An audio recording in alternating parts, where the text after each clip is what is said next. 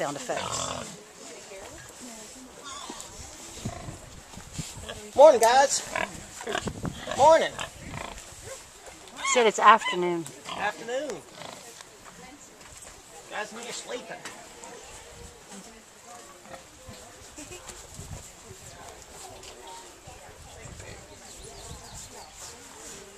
So is this the shed where you had the cows, where all the stuff is built up and you put the corn down? Yes. Okay.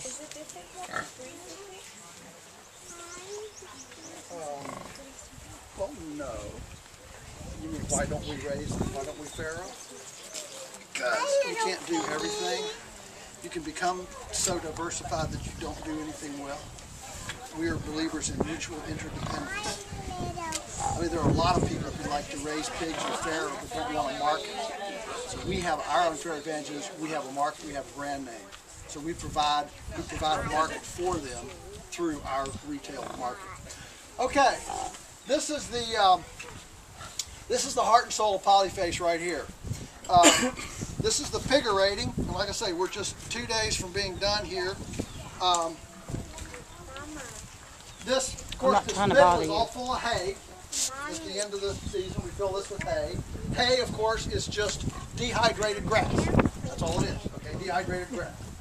Like we ate dried apricots or dried, prunes or raisins. Assume this is, raisins for cows. All right.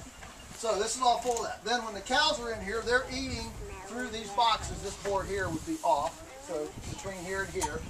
And notice they're on pulleys. Oh, so we start it down low, and the cow is dropping 50 pounds of goodies out her back end every day. I would like to have a diaper on that. So that 50 pounds of material is highly soluble.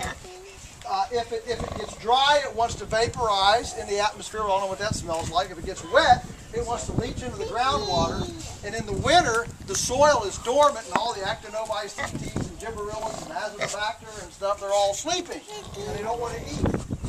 So we put a roof over it and bedding underneath it. This is our carbonaceous diaper, and this carbonaceous diaper absorbs all of that manure.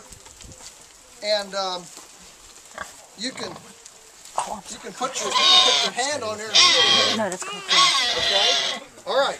So what happens here is that in the wintertime, this carbonaceous diaper is absorbing the manure and the urine from the cows, and they're tromping out the oxygen, so it's fermenting because it's anaerobic. It's without oxygen. It's anaerobic, and it stays nice and doesn't freeze. Then, as we build it in the winter, then we just crank these feeders. You can see the winches there. You just crank the feeders up as the diaper gets deeper and deeper, and then we add corn to it. The corn then ferments in here, so that when the cows come out of the spring and go back to grazing, then we put in the pigaerators. And I don't know whether you notice it, but all the pigs have a sign on their forehead, "We'll work for corn." See, it's right there, "We'll work for corn." And so the pigs then come in and they seek the fermented, oh yeah, it's like Blue the bear, Oh, the bear necessities. And so the pigs come in, they seek the fermented grain in the bedding, and that oxygenates it, hence pigaeration, like aerobic dance, okay? Pigaeration. And they oxygenate it, and it turns then from anaerobic bedding into aerobic compost. So we are standing here on hundreds of tons of manure and urine. And it doesn't even smell. You notice what smell? You can have lunch in here. Trust me, you can have lunch in here. And so the thing is, the pigs are doing all this work and love to do it. We're not having to get big compost turners, burn petroleum, drive a big machine, $20,000, sophisticated. No, we just put the pigs in. The pigs then go for the grain, and they build all the compost, and they don't need their oil changed, they don't need spare parts. You ought to see this stuff. It just looks like just mulch. It doesn't even look like poop.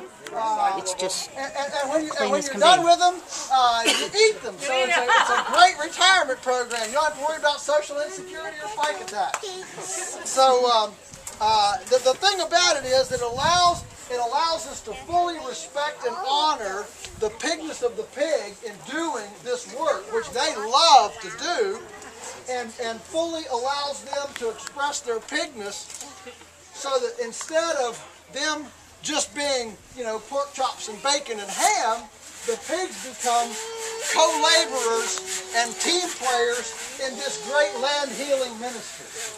And so there's a huge relational, emotional, spiritual ramification for honoring the pigs with the gift and talent that is a plow on the end of their nose.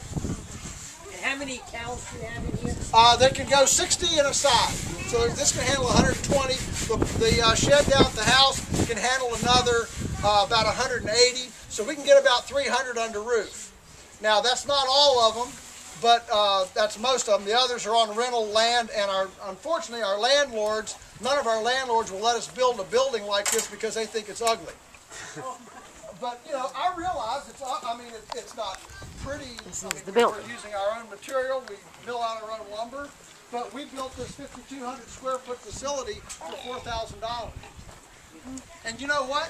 The cows really don't care, and the pigs really don't care. How many pigs do you get in there, bro? We have about 20 pigs in a side. Yeah. Where are you getting the wood chips? From your own? The wood chips, we have a commercial chipper ourselves that when we work in the woods, we chip. We also buy the utility, from utility crews for $10 a load. We buy those. We have a local guy that does tree surgery work, and he grinds stumps and different things. We buy them from him. We are fiends on carbon. Wherever we can find carbon, we get it. Seems like you need a lot. Yeah, and in my opinion, well, you do need a lot, but you have to understand that in the last 50 years, our nation has landfilled 75% of the carbon that we've generated in this country with yard waste, pallet chips, all this stuff, and it's a sin. It's a sin to have taken up precious landfill space. I mean, we get an argument about landfills if you want, but to have taken up precious landfill space with biomass that is supposed to be compost and gone back on the soil, and we've squandered that and bought petroleum instead to make chemical fertilizer, and now municipalities get Greenie Awards for putting a membrane over top of these things, pulling off the biogas so we can at least get methane off of what we should have utilized to not buy petroleum for 50 years. I mean, it's insane.